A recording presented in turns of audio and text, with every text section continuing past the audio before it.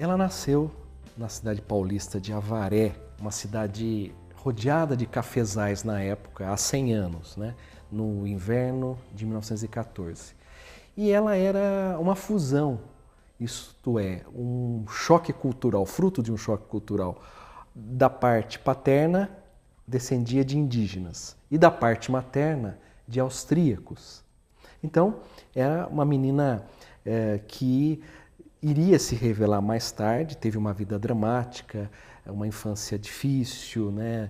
Numa vida muito simples, na pobreza, né? Passando algumas privações, mas depois ela se projetaria e se revelaria como uma das 3 damas da pintura brasileira no século XX, junto de Tarsila do Amaral e de Anita Malfatti. No início da vida, nessa parte dramática de uma vida que foi assim, teve experiências difíceis, né? No início, de fato, os pais se separaram quando ela era pequena e ela conviveu na época lá no sul, né? Na região viveu ali na divisa entre o Paraná e Santa Catarina, na chamada região do Contestado, e conviveu lá com a família Matoso, a quem ela tinha assim um grande respeito, um grande reconhecimento. Mas a avó materna, que era austríaca, foi buscá-la. Ela voltou então a Avaré, já adolescente.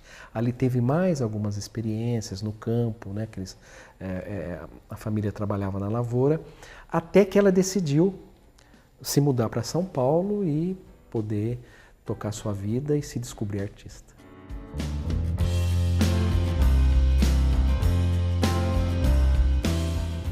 Ela contraiu tuberculose, tinha pouco mais de 23 anos e se descobriu artista num sanatório, quando ela reproduziu um retrato de Cristo no Calvário. O médico viu que ela progredia no seu tratamento, a motivou que continuasse a desenhar, né? E ela foi se recuperando e ele indicou que ela fosse morar num lugar alto. E falou, olha, o Morro de Santa Teresa é um lugar ideal no Rio. Na época ela era casada com um marinheiro e ele não dava muito estímulo para essa parte, né? Ela era costureira, ela era uma boa cozinheira, né? Mas se descobriu artista num momento crítico no mundo, né? Durante a guerra, na Segunda Guerra Mundial, muitos artistas vinham ao Brasil foragidos e um deles ela se encontrou com ele na sua pensão. Ela dava pensão, ela era costureira, mas também era dona de uma pensão.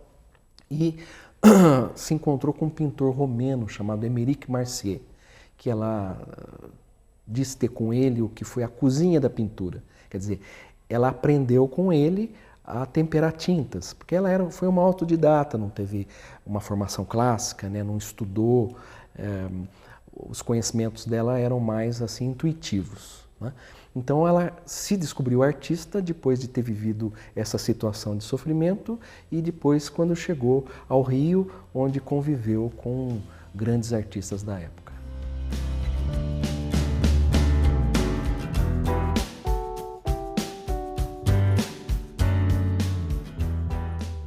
Depois, já no final da vida, né, nos anos 70, quando ela já era uma artista reconhecida, muito respeitada, né, e ela passou ela sempre, na verdade, foi religiosa e nas suas telas representava muitos anjos, os santos, não só figuras da Igreja Católica, vamos dizer assim, mas também dos cultos afro-brasileiros, enfim. Então, mostrando as diversas expressões da cultura brasileira também do seu lado religioso, né? E ela quis integrar a Ordem Terceira Carmelita. Então, ela entrou para essa confraria com o nome de Irmã Teresa do Amor Divino. E quando ela faleceu, em 1979, ela foi sepultada trajando o hábito de freira carmelita.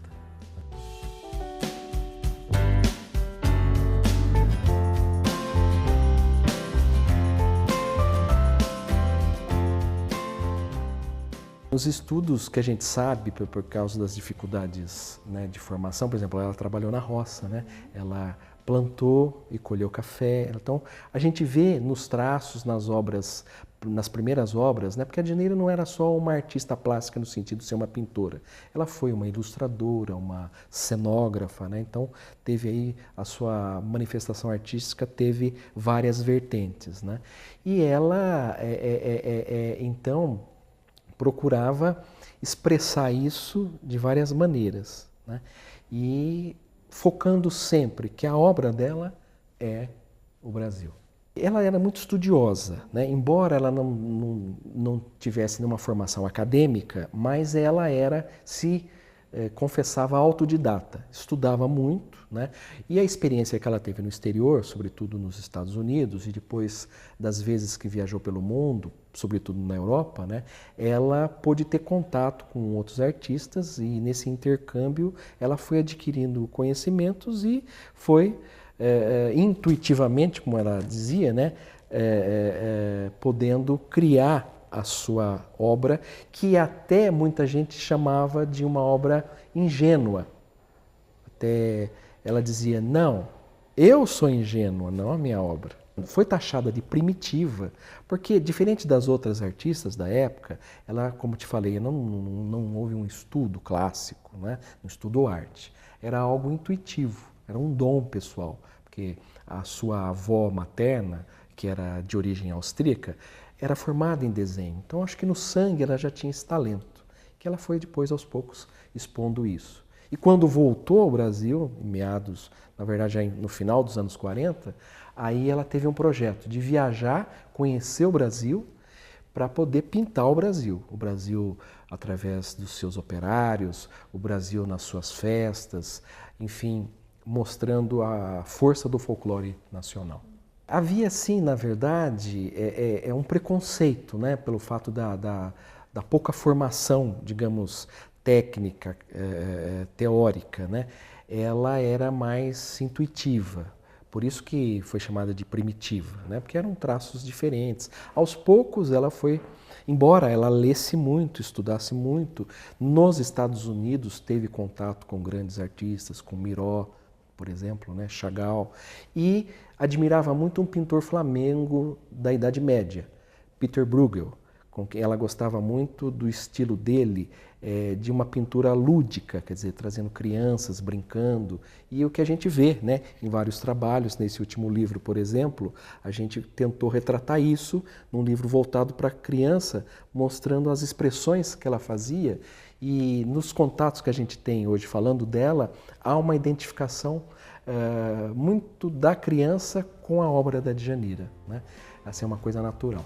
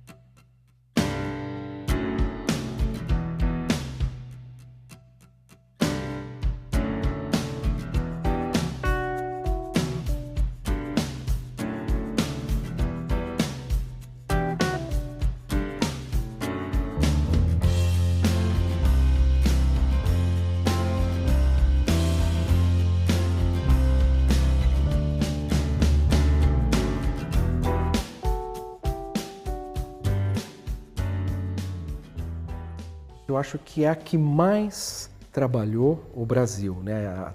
Nas suas expressões, na cultura brasileira, porque você vê ela pintando o Brasil de norte a sul. Então ela ia, por exemplo, no Nordeste, viveu lá uma temporada em Salvador, né?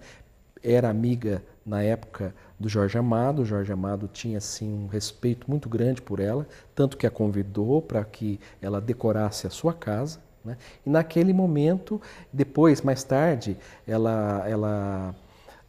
alguns políticos consideraram a Djanira fundamental. No Rio, o Carlos Lacerda, quando houve um desastre na construção, na abertura de um túnel ligando Catumbi a Laranjeiras, houve um desmoronamento, morreram operários, e em homenagem aos operários mortos, o Lacerda encomendou que ela fizesse a decoração de uma capela.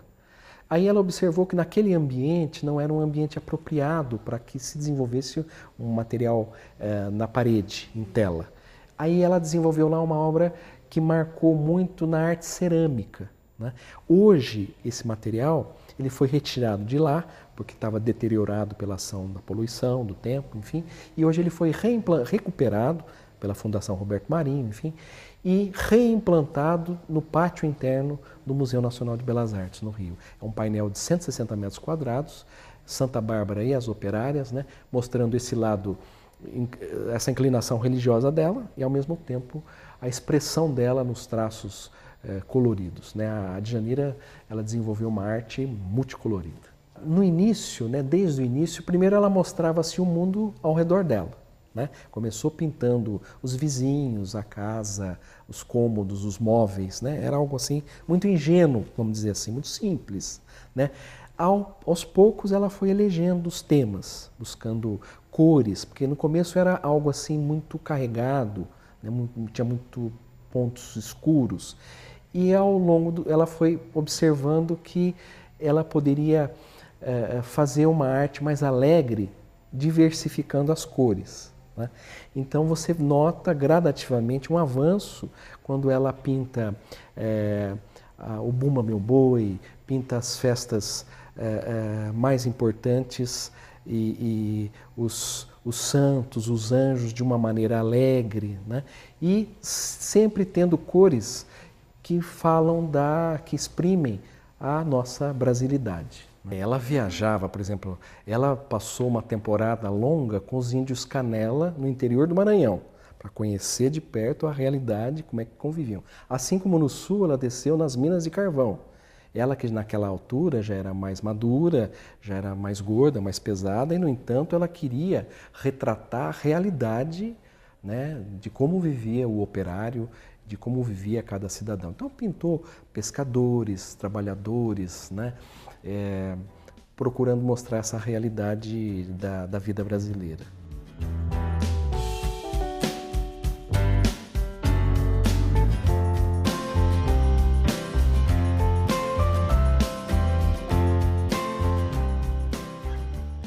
Havia, né, naquela época esse preconceito, seja ela enquanto mulher, seja ela enquanto artista, né, e a questão da formação. Ela não era da geração de 22, né, mas ela aos poucos foi sendo colocada e tendo a sua obra reconhecida dentro da modernidade, né, como uma pintura modernista, graças aos seus traços, às suas cores, que mostravam a cultura brasileira, né? Havia uma meta de mostrar e de criar uma arte nacionalista.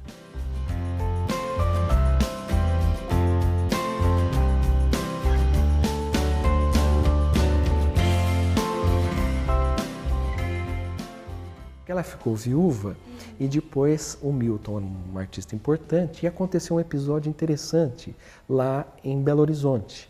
Ela foi expor junto com um grupo de outros artistas, inclusive o Milton. Na época, o Portinari estava compondo a obra dele lá e foi lá na Pampulha, né, na igreja da Pampulha, em Belo Horizonte. Na época, o prefeito da capital mineira era Juscelino Kubitschek.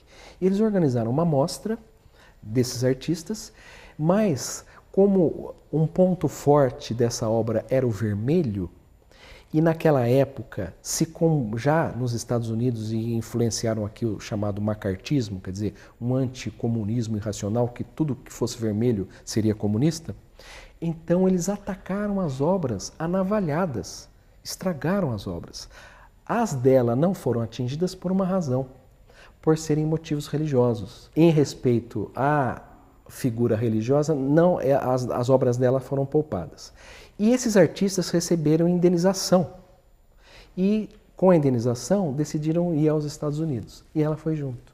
Foi quando ela vendeu a casa que ela tinha em Brás de Pina, ali perto de Santa Teresa, e foi para os Estados Unidos com a cara e com a coragem, sem saber a língua, não é? Então passou por um bocado de dificuldades lá. Mas lá ela conviveu com uma outra artista brasileira importante, que era a embaixatriz, Maria Martins. Foi quem deu uma forte ajuda para ela e que fez com que aquela experiência internacional pudesse ser decisiva na sua carreira. Com a volta e ela apresentando os resultados do trabalho dela, inclusive o grande painel que ela produziu em Petrópolis, para o Liceu Municipal, né, também é considerado uma das obras que mostram que ela não era uma artista sem uma noção. Né? Pelo contrário, ela já veio com seus traços definidos, com a sua consciência e com o seu estilo próprio de fazer a arte. Né? Uma arte que ela era uma pintora nacionalista, né? Ela gostava de se...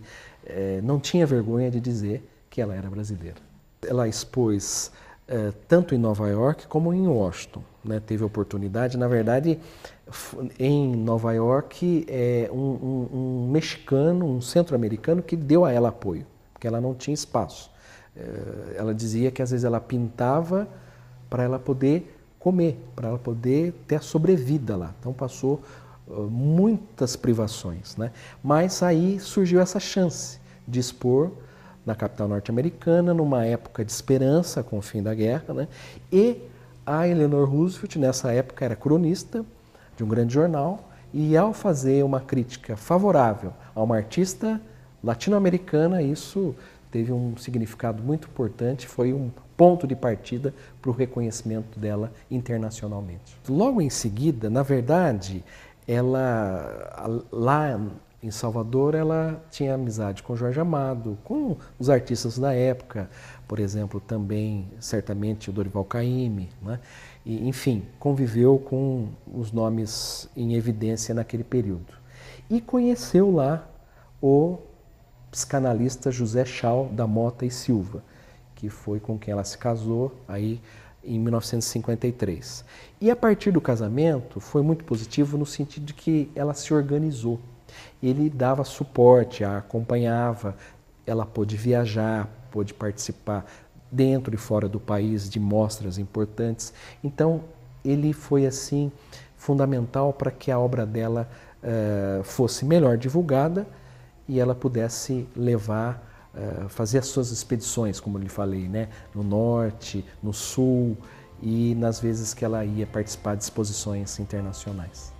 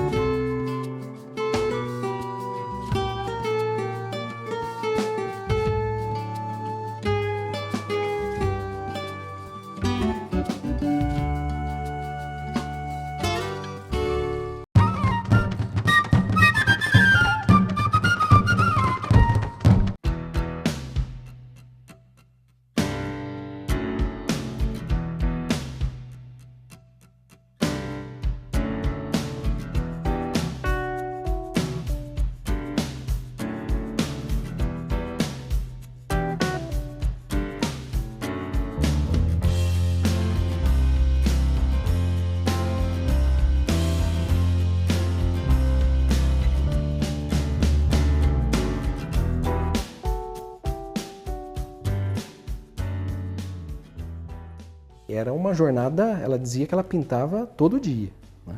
E não parava. Teve um dia que o marido dela ouviu ela gritar e ela havia levado um tombo no ateliê e quebrou a clavícula, né? Então ela ficou com o braço imobilizado e tinha que fazer repouso. era uma exigência médica. Aí, num determinado momento, o Mota, o marido dela, voltou ouvindo ela gritar. E se assustou e foi até lá, mas era um grito de alegria, porque ela tinha percebido que ela conseguia pintar com a mão esquerda. Então ela fez uma tela chamada Santana de Pé, doou essa tela para a Arquidiocese do Rio de Janeiro, e esse gesto fez com que ela fosse contemplada, na época, pelo Papa Paulo VI, com um título de comendadora, né? E que fosse a primeira artista latino-americana a ter uma obra que faz parte do acervo do Museu de Arte Moderna do Vaticano.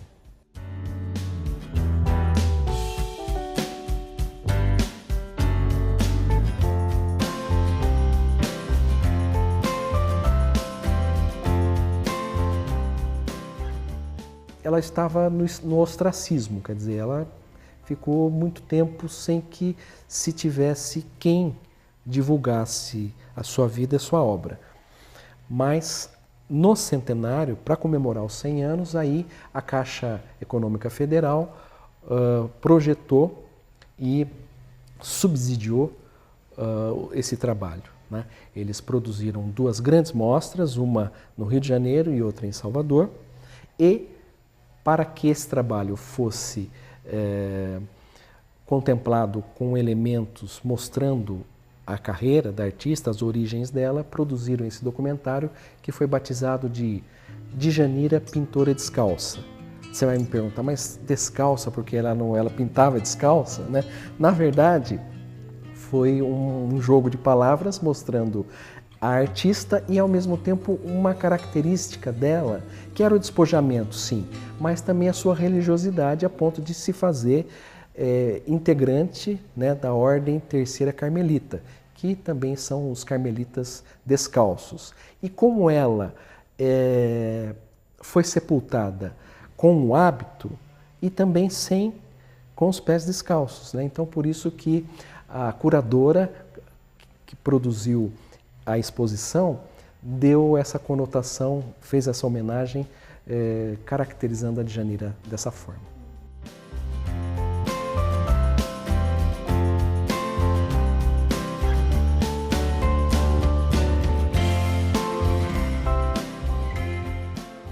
A Djanira era uma mulher muito agradável, né? Assim, embora eu não a tenha conhecido em vida, eu me emocionei por ver pela primeira vez algumas imagens que esse documentário traz ela falando.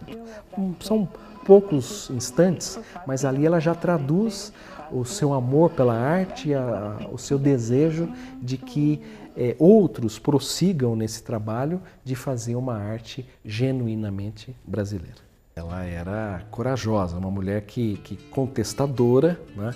Tanto que foi até muito combatida, né? E na época do regime militar, ela foi perseguida, né? Foi fichada como subversiva, então, mas ela não se conteve, continuou o seu trabalho, né? Viveu assim algumas contradições, tendo sido detida pelos policiais do DOI-CODE. No ano seguinte, o presidente da República deu para o Chá do Irã, que visitava o Brasil, um quadro dela. Eu acho que é uma mulher extraordinária, né? Eu sou fascinado na pesquisa, porque eu achava injusto, como ela não teve filhos, não tem herdeiros, então a memória dela não merecia ficar desconhecida. É uma mulher genial, criativa, de uma simplicidade absoluta, né? Uma bondade.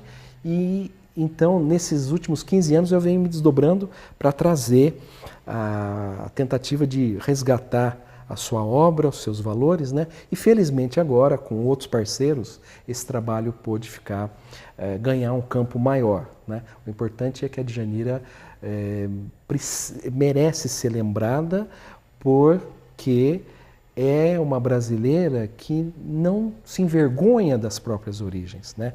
Ela sempre se identificou como uma pintora do Brasil. Ela não se envergonhava de ser artista e nem de ser, como ela dizia, nem de ser mulher.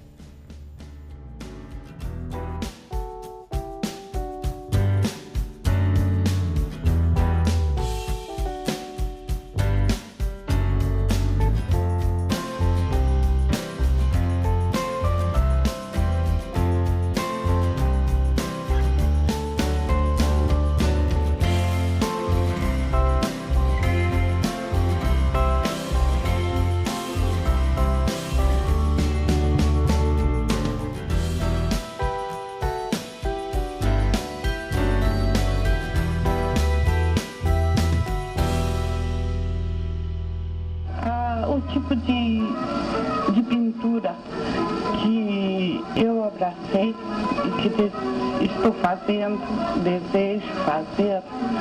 É um tipo de pintura muito lento. Ele não é uma coisa que possa sair rapidamente. Ela depende de muita coisa. O conhecimento muito grande da nossa terra, o amor à nossa terra,